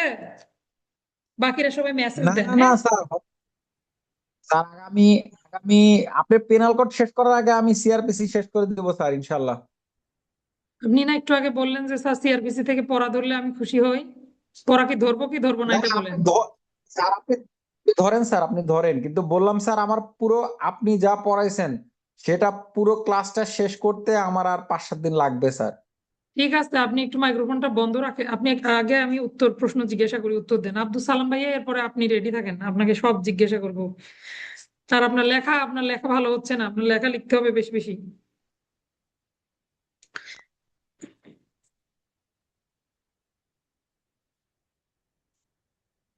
সালাউদ্দিন ভাই, আপনার জন্য প্রশ্ন। আপনি গ্রেপ্তারের সময় কাকলি নামক জনসাধারণের সাহায্য চাইলেন, সে আপনাকে সাহায্য করলো না, তখন কি হবে? ধরে নেন কাকলি একটা ছেলে, আপাতত মেয়ে ভাবার দরকার নাই। আপনি জনসাধারণের সাহায্য দাবি করলেন যুক্তিসঙ্গত ভাবে, সে আপনাকে সাহায্য করলো না। তাকে মোটামুটি পেনাল কোডের 187 ধারা অনুযায়ী তাকে ব্যবস্থা নেওয়া হবে আর কি স্যার। আচ্ছা, পেনাল কোডের 187 ধারা মোতাবেক দণ্ডের ব্যবস্থা। সুন্দর উত্তর হয়েছে। কোন ব্যক্তি যাকে আপনি গ্রেপ্তার করতে গেলেন, তিনি যদি আবদ্ধ স্থানে প্রবেশ করেন, সেই ব্যক্তিকে আপনি কিভাবে তাকে গ্রেপ্তার কার্যকর করবেন? কোনো দয়া করে কেউ অ্যান্সার দিবেন না, আমি চেষ্টা করতেছি, নতুন স্টুডেন্ট হিসাবে কেউ আচ্ছা, অ্যান্সার তোমরা লিখবেন সবাই না। পার্সোনাল মেসেজ দাও না কেন? আসলে তো এগুলো স্ক্রিনে দেখা যায়। আপনি মোবাইলটা উল্টে রেখে আপনি উত্তর দেন। বলেন, ওরা লিখুক, ওদিকে তাকাবো না আমরা। স্যার সর্বপ্রথম গ্রেপ্তারকৃত মানে যাকে গ্রেপ্তার করতে যাব সে যদি কোনো আবদ্ধ স্থানে লুকায়িত অবস্থায় থাকে, তাহলে ওইখানকার যে মালিক আছে তার অনুমতি ক্রমে তার অনুমতি নিয়ে সেই জায়গায় প্রবেশ করব। তারপর হচ্ছে স্যার, সরি, অনুমতি নিব। আর 47 ধারায় সর্বপ্রথম অনুমতি নিব। তারপরে অনুমতি নেওয়ার পরে 48 ধারা অনুযায়ী অনুমতি নিব, 48 ধারা অনুযায়ী বাইর হব আর কি। আর অনুমতি নিয়ে প্রবেশ করার 48-এ সময় যদি ভেঙে কোনো প্রবেশ, ঝামেলা থাকে। 48-এ প্রবেশ, 49-এ বাহির। আচ্ছা, বুঝতে পারছি আপনার পড়া হয়েছে। স্যার আচ্ছা, আমি পরের প্রশ্ন। কোন গ্রেপ্তারকৃত ব্যক্তিকে কয়টি উপায়ে ছেড়ে দেয়া যায়? কোন গ্রেপ্তারকৃত ব্যক্তিকে কয়টি উপায়ে ছেড়ে দেয়া যায়? 3টা। জামিন। গ্রেপ্তারকৃত আসামিকে 63 ধারা অনুযায়ী আদালত মুচলেকা এবং ম্যাজিস্ট্রেটের বিশেষ আদেশ অনুযায়ী তাকে ছেড়ে দেওয়া যায় স্যার। জামিন, মুচলেকা, ম্যাজিস্ট্রেটের বিশেষ আদেশ, 3টা কথা কিন্তু। জামিন, মুচলেকা, ম্যাজিস্ট্রেটের বিশেষ আদেশ। নাম ঠিকানা জানাতে অস্বীকৃতি করলে কখন আপনি তাকে বিনা পরোয়ানায় গ্রেপ্তার করতে পারবেন? না, দুঃখিত। 57(2) ধারা অনুযায়ী। মানে প্রশ্নটা হতো এরকম, আমলের অযোগ্য অপরাধের ক্ষেত্রে কখন বিনা পরোয়ানায় গ্রেপ্তার করতে পারবেন? যদি নাম ঠিকানা দিতে অস্বীকৃতি করে। কত সঠিক। ঘন্টার মধ্যে আপনি নাম ঠিকানা না পেলে তাকে আদালতে প্রেরণ করতে হবে? 24 ঘন্টা। 24 ঘন্টার মধ্যে যদি নাম ঠিকানা পাওয়া না যায়, তাহলে আপনি তাকে আদালতে প্রেরণ করবেন। জনসাধারণ কর্তৃক কোন কোন অপরাধীদেরকে বিনা পরোয়ানায় গ্রেপ্তার করা যায়? আমলযোগ্য অপরাধী, সরকার ঘোষিত অপরাধী, আর একটা কি যেন অপরাধী আছে স্যার, ভুলে গেছি। আমলযোগ্য, জামিনের অযোগ্য, সরকার কর্তৃক ঘোষিত। সুন্দর, আপনার পড়া ভালো হচ্ছে, মাশাআল্লাহ। আমলযোগ্য, জামিনযোগ্য, আর হলো জামিনের অযোগ্য। দুঃখিত, আমলযোগ্য, জামিনের অযোগ্য, আর হলো ঘোষিত অপরাধী। কিচ্ছু দেখা যায় না, খালি ফোনে দুনিয়ার বিরক্ত। পুলিশ অফিসার গ্রেপ্তার সম্পর্কে রিপোর্ট দিবে কত ধারায়? পুলিশ অফিসার গ্রেপ্তার সম্পর্কে রিপোর্ট দিবে 62 ধারায়, সিআরপিসি 62 ধারায়। যে ব্যক্তিকে সমনে আপনাকে যে ব্যক্তির সমন জারির জন্য, যে ব্যক্তির জন্য আপনি সমন পেয়েছেন আর কি, তাকে খুঁজে পাওয়া না গেলে আপনি কি করবেন? তাহলে তাকে হুলিয়া দিব 87 ধারায়। আল্লাহ! এরকম আশ্চর্যজনক উত্তর শুনে আমি তো হেসেই দিলাম। সমন যাকে দিয়ে আপনি পাচ্ছেন না, আপনি সমনে উদ্দিষ্ট ব্যক্তিকে খুঁজে পাওয়া না গেলে তার বাড়ির সাবালক যে কোনো স্যার আমি তো সদস্যকে সমন। প্রশ্নই বুঝি নাই, আমি তো যে আচ্ছা, ও ঠিক আচ্ছা আছে, আচ্ছা, আপনার সরি স্যার, প্রশ্নের সরি উত্তর স্যার, ঠিক সরি সরি আছে। সরি। মানে সমন কার্যকর করা না গেলে তখন আপনি এটা ভাবছেন হয়তো এভাবে। আমি বলেছিলাম যার জি বিরুদ্ধে স্যার, স্যার সমন স্যার। পেয়েছেন, যে সমন জারি করতে হবে, সে বাড়িতে নাই ধরেন, কোনোভাবে খুঁজে পেলেন না, তখন আপনি কি করবেন? তাহলে তখন আপনি 70, তখন তখন 70 ধারা অনুযায়ী ওই বাড়িতে তার ওয়াইফ অথবা কোনো সাবালক ব্যক্তি যদি থাকে, তার হুম, কাছে সমন দেওয়ার পরে প্রাপ্তি স্বীকার নিলে সমন জারি হয়েছে বলে গণ্য হবে। আরো আছে পদ্ধতি, সেও না থাকলেও লটকিয়ে সমন জারি করা যাবে। এবার আসেন, যাকে সমন জারি করতে গেলেন তিনি সরকারি কর্মচারী, তখন কি করবেন? তাকে 72 ধারা অনুযায়ী সরকারি অফিস প্রধানের কাছে সমনের কপি পাঠিয়ে দিলে উনি 69 ধারা বিধিবিধান অনুযায়ী যদি সমন নিজের এলাকায় কার্যকর সমন করে জারি করে আবার ফেলবেন। হুম, রাইট স্যার। ঠিক আছে, ওকে, সুন্দর। আপনি বলেন গ্রেপ্তারি পরোয়ানা এখতিয়ারাধীন এলাকার বাইরে গ্রেপ্তারি পরোয়ানা প্রেরণ কিভাবে? গ্রেপ্তারি পরোয়ানা এখতিয়ারাধীন এলাকার সত্যতা বাইরে, কথা বুঝবেন, এখতিয়ারাধীন এলাকার বাইরে গ্রেপ্তারি পরোয়ানা কার্যকর করার জন্য, হ্যাঁ, বাইরে কার্যকর করার জন্য স্যার পরোয়ানা প্রেরণ। 83 রাইট, 83 স্যার ধারা। 83 ধারা অনুযায়ী স্যার 83 ধারা এখতিয়ারের বাইরে, আর এটা যদি পুলিশ অফিসারের নিকটে প্রেরণ হয় তখন কিন্তু 84 ধারা হবে, ঠিক আছে? 84 ধারা গ্রেপ্তারকৃত, তখন 84। আচ্ছা, কোন ব্যক্তি আজকে আদালতে হাজির আছে, পরবর্তীতেও সে হাজির থাকবে, এই মর্মে তার নিকট থেকে মুচলেকা নেওয়া যায় কত ধারায়? স্যার 92 ধারায়। 91 ধারায় তার নিকটে মুচলেকা নেওয়া যায়। সরি 92 ধারায় যদি উনি 91 হাজির মুচলেকা হওয়ার জন্য দিতে, মুসলেকা 91 ধারা। যদি না দেয় বা মুচলেকা দিতে অপারগ হয়, সেক্ষেত্রে 92 ধারা মোতাবেক আবার ওনাকে ওয়ারেন্টও আদালত দিতে পারে। দলিল পত্র দাখিলের জন্য সমন দিবে আদালত কত ধারায়? 94 ধারা। কত দূর পর্যন্ত হয়ে গেছে? সব হয়ে গেছে? না স্যার ধরতে থাকেন, দেখি না বেআইনি কতটুকু পারি। সমাবেশ ছত্রভঙ্গ করার জন্য সামরিক শক্তি তলব, 130। সামরিক শক্তি তলব ডেকে আনতেছেন কেবল 129, আর সামরিক শক্তি প্রয়োগ করে 129 হ্যাঁ। ছত্রভঙ্গ হলে সেক্ষেত্রে আপনি 30টা ব্যবহার করতে পারেন। আচ্ছা, উপদ্রব অপসারণের জন্য শর্ত সাপেক্ষে আদেশ দেয় আদালত কত ধারা মোতাবেক? 144 ধারায়। উপদ্রব অপসারণের শর্ত সাপেক্ষে না আদেশ সরি স্যার 100 133, 133, হ্যাঁ, 144 হচ্ছে কি? স্যার 133 গণ উপদ্রব না, জরুরি শুধু উপদ্রব মানে আর কি। 144 আর 144টা হলো জরুরি আদেশ, যেমনই হোক, উপদ্রব হোক আর যাই হোক, 144টা হলো জরুরি আদেশ, আর 133 হলো উপদ্রব অপসারণের জন্য শর্ত সাপেক্ষে আদেশ, 145 হলো জমি জমা সংক্রান্ত, স্থাবর সম্পত্তি সংক্রান্ত ব্যবহারের স্থাবর সম্পত্তি সংক্রান্ত বিরোধ। পুলিশ অফিসার আমলযোগ্য অপরাধ প্রতিরোধ করবে কত ধারা?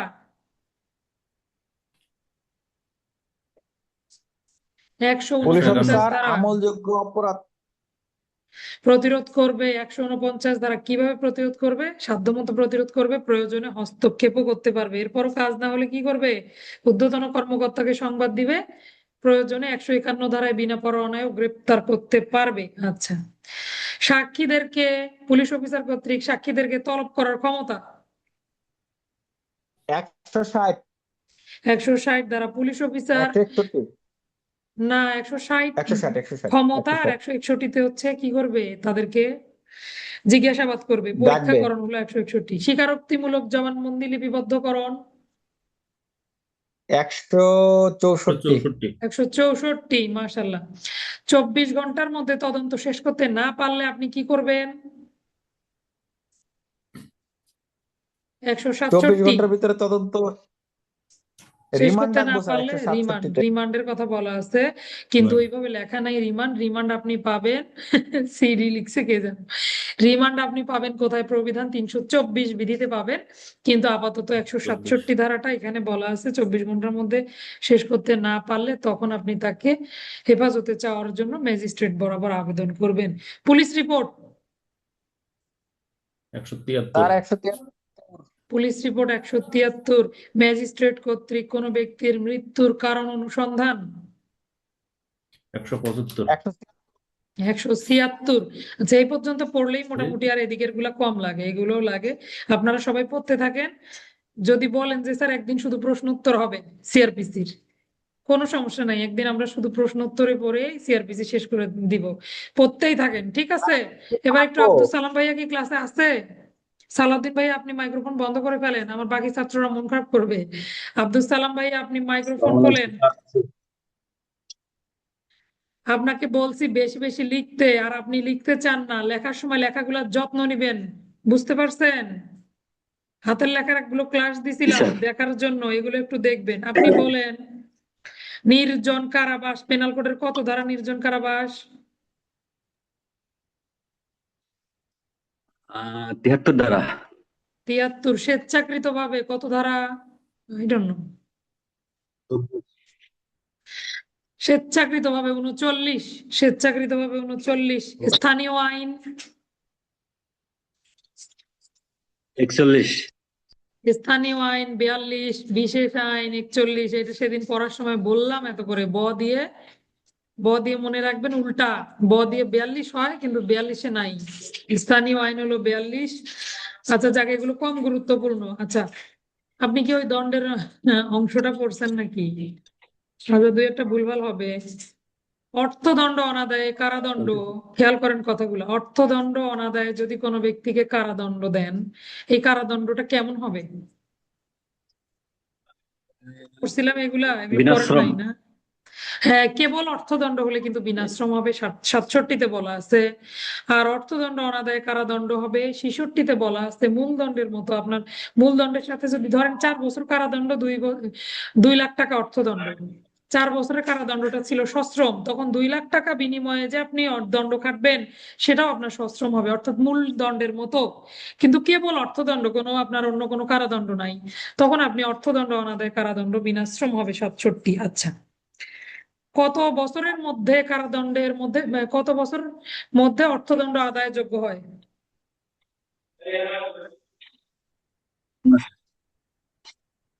কত বছরের মধ্যে? 6 বছরের মধ্যে, অথবা কারাবাসকালে অর্থদণ্ড আদায়যোগ্য হয়। কত ধারার প্রশ্ন ছিল এটা? 70 ধারার প্রশ্ন ছিল।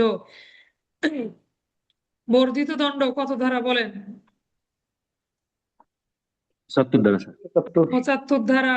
সম্ভাব্য ক্ষতিকারক কার্য অন্যবিধ ক্ষতি নিবারণ কল্পে সম্পাদিত কাজ অপরাধ নয়। 81 ধারা। 81 ধারা, 81 অর্থাৎ ধারা বড় ক্ষতির হাত থেকে বাঁচতে ছোট ক্ষতি সাধন করা। অভিভাবক কর্তৃক পাগল ব্যক্তির মঙ্গলার্থে কৃত কাজ অপরাধ নয়। 89 89। অভিভাবক কর্তৃক 12 বছরের কম বয়স্ক শিশুকে ফেলে দিয়ে আসা 317। আচ্ছা, 18 বছরের উপরের বয়স্ক, মানে 18 বছরের বেশি বয়স্ক ব্যক্তিদের সম্মতিক্রমে যদি এমন কোনো কাজ হয় যাতে আরো কারো আঘাত সংগঠন হলো, অপরাধ নয়। 81 কত বছরের কম বয়স্ক শিশুর কোনো কাজই অপরাধ নয়? 12 বছর 90 9 বছরের 91 কম বয়স্ক শিশুর কৃত কাজ অপরাধ বলে গণ্য 9 হবে বছর না। কত বছরের কম বয়স্ক শিশুর 82 সম্মতি বলে গণ্য হবে না? 12 বছর কম বয়স 91 ধারা আপনি কি এগুলো ঠিক বলতেছেন?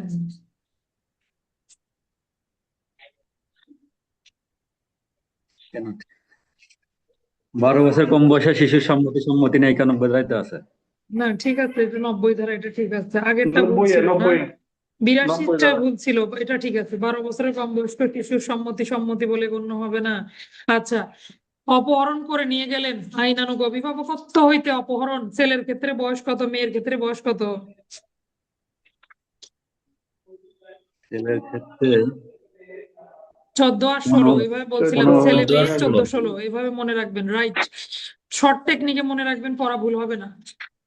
উল্টা হইলো, ছেলে মেয়ে 14 16, ছেলেদের বয়স 14, মেয়েদের বয়স 16। বিদেশ থেকে বালিকা আমদানি করলে বালিকাদের বয়স কত?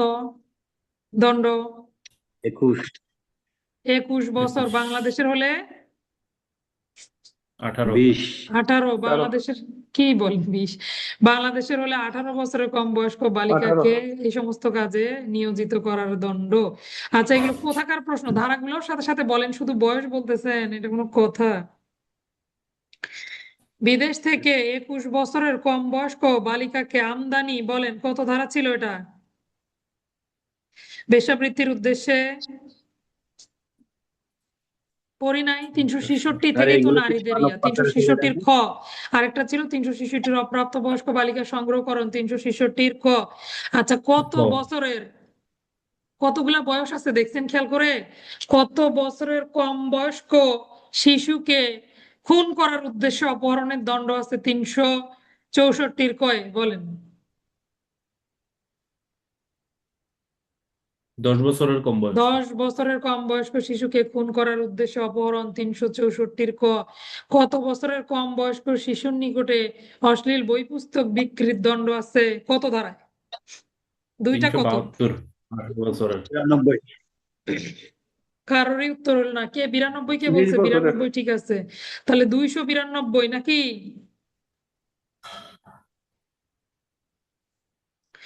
উত্তরটা ছিল 292। বয়সটা ছিল কত?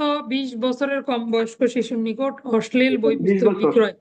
তাহলে এই বয়সগুলা ভুল করা যাবে না, একটা না একটা বয়স হুট করে দিয়ে ফেলবে, বুঝতে পারছেন? আচ্ছা, আজকের ক্লাসে পর্যন্তই। ধন্যবাদ সবাইকে। আসসালামু আলাইকুম। খাতা কখন দেখবো? খাতাগুলো যে দেখতে চাইলাম।